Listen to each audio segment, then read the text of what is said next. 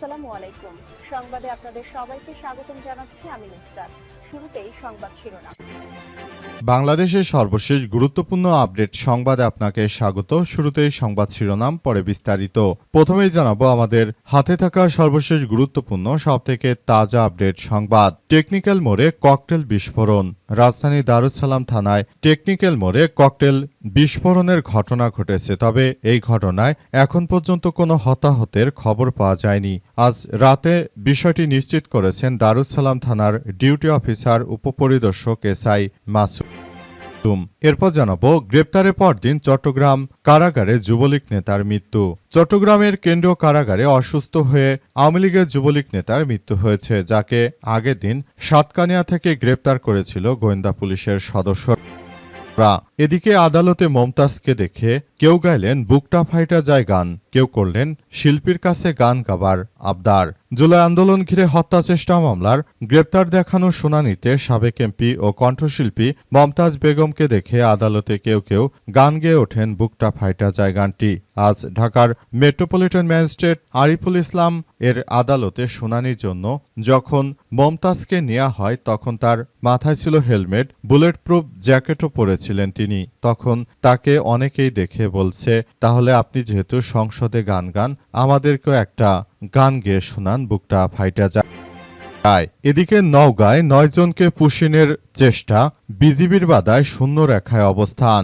নওগাঁর সাপাহার সীমান্ত দিয়ে নারী, পুরুষ ও শিশুসহ ৯ জনকে বাংলাদেশে ঠেলে পাঠানো বা পুশিনের চেষ্টা করেছে ভারতীয় সীমান্তরক্ষী বাহিনী বিএসএফ, তবে বর্ডার গার্ড অব বাংলাদেশ বিজিবির বাধার মুখে তারা প্রবেশ করতে পারেনি। এই ঘটনায় সীমান্তে পরিস্থিতি থমথমে অবস্থা বিরাজ করছে। এবং সর্বশেষ জানাবো তিস্তার পানি বিপদসীমা ছুঁই ছুঁই, নিম্নাঞ্চল প্লাবিত। উজানের ঢল এবং টানা বৃষ্টির প্রভাবে দ্রুত বাড়ছে তিস্তা নদীর পানি।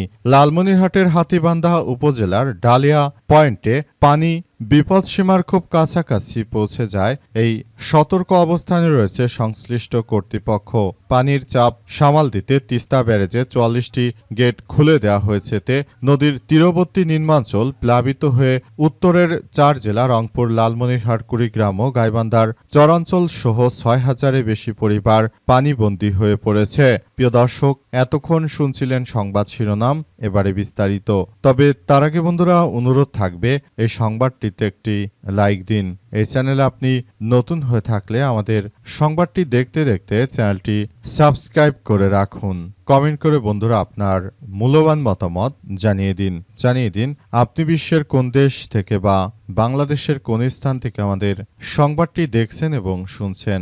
আর বন্ধুরা সংবাদটি আপনার সোশ্যাল মিডিয়া ফেসবুকে শেয়ার করে বন্ধুদেরও দেখার সুযোগ করে দিন। গাজা যুদ্ধে আপনি যদি নিরীহ ফিলিস্তিনিদের ভালোবেসে থাকেন, কমেন্টে ইয়েস লিখে পুরো বিশ্ববাসীকে আমাদের এই তাজা আপডেটটি দেখার সুযোগ করে দিন। এবারে বিস্তারিত। টেকনিক্যাল মোড়ে ককটেল বিস্ফোরণ।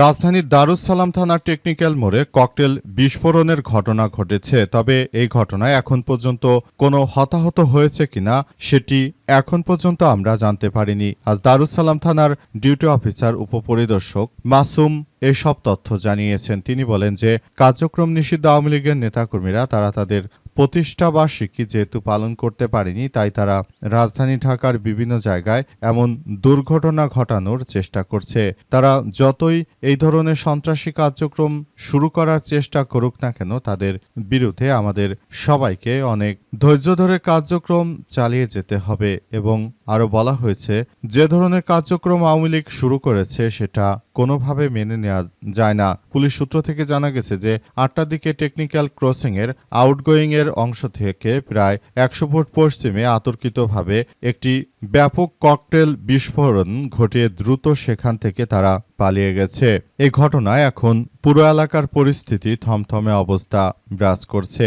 সবাই যার যার জায়গা থেকে এই সমস্যাগুলো মোকাবেলা করার জন্য কার্যক্রম চালাচ্ছে এবং সেটি সবার জন্য খুবই গুরুত্বপূর্ণ একটি বিষয় হিসেবে আবির্ভূত হয়েছে। এবং আরো বলা হচ্ছে, এই ধরনের বিষয়গুলো সবার জন্য খুবই বিপজ্জনক এক ঘটনার সাক্ষী হিসেবে জন্ম দিচ্ছে।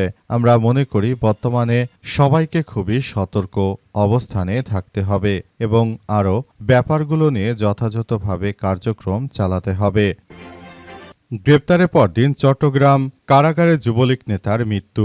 চট্টগ্রামের কেন্দ্রীয় কারাগারে অসুস্থ হয়ে এক যুবলীগ নেতার মৃত্যু হয়েছে, যাকে আগের দিন সাতকানিয়া থেকে গ্রেপ্তার করেছিল গোয়েন্দা পুলিশ। কারাগারের senior jail super Iqbal Hossain BDNews24.com-কে বলেছেন যে সাতকানিয়া থানার একটি মামলায় মঙ্গলবার সন্ধ্যায় নুরুল আলমকে কারাগারে আনা হয়েছিল।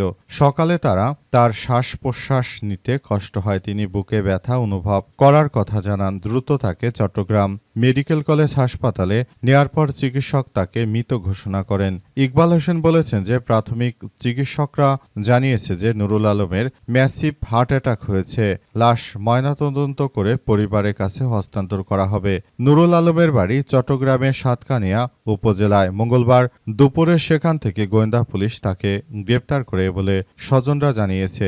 স্থানীয়রা জানায় যে নুরুল আলম সাতকানিয়া উপজেলার ঢ্যামসা ইউনিয়ন যুবলীগের যুগ্ম আহ্বায়ক পদে থাকলেও বেশ কিছুদিন ধরে রাজনৈতিক কর্মকাণ্ডে সক্রিয় ছিলেন না। নগরীর রিয়াজউদ্দিন বাজার এলাকায় তিনি ব্যবসা করতেন। তার বড় ভাই নূর মোহাম্মদ অভিযোগ করেছেন যে জায়গা জমি নিয়ে স্থানীয় কিছু লোকের সঙ্গে বিরোধের জেরে যুবলীগ ট্যাগ দিয়ে নুরুল আলমকে গ্রেপ্তার করানো হয়েছে।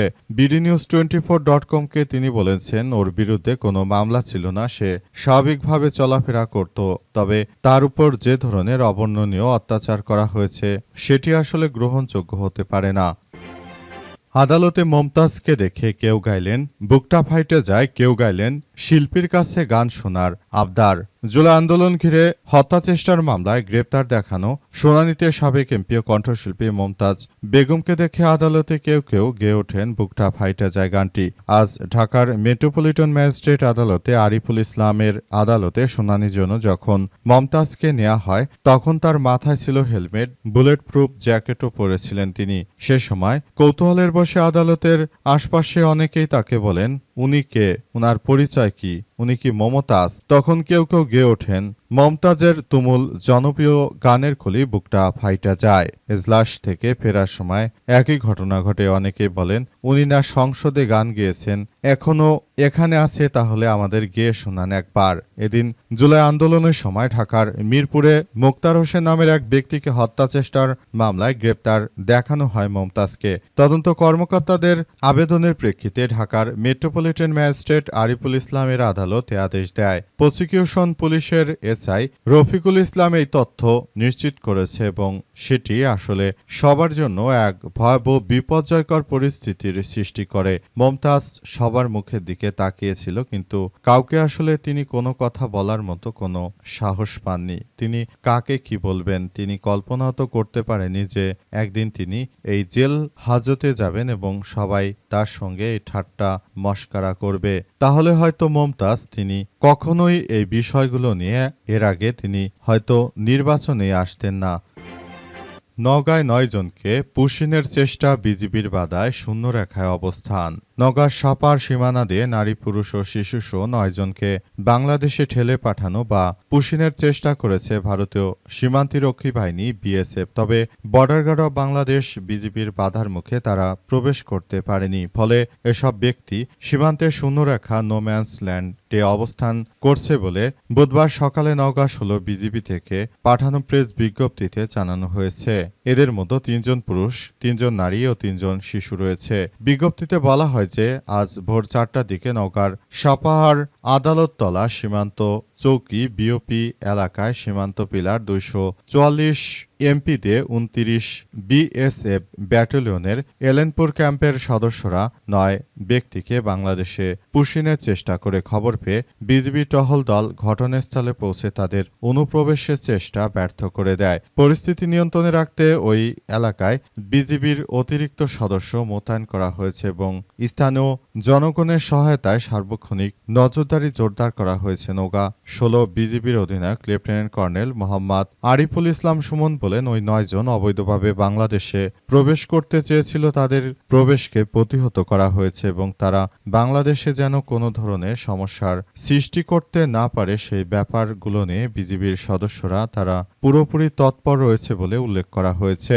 বর্তমান সময়ে যারাই এই ভারতীয় সন্ত্রাসীরা এই ধরনের সন্ত্রাসী কার্যক্রম চালাতে চাচ্ছে তাদের বিরুদ্ধে ব্যাপকভাবে কার্যক্রম শুরু করতে হচ্ছে।